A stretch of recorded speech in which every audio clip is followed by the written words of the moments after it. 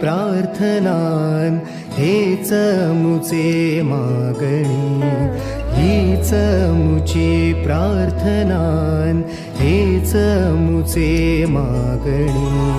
माणसाने माणसाशी माणसासम वागणे,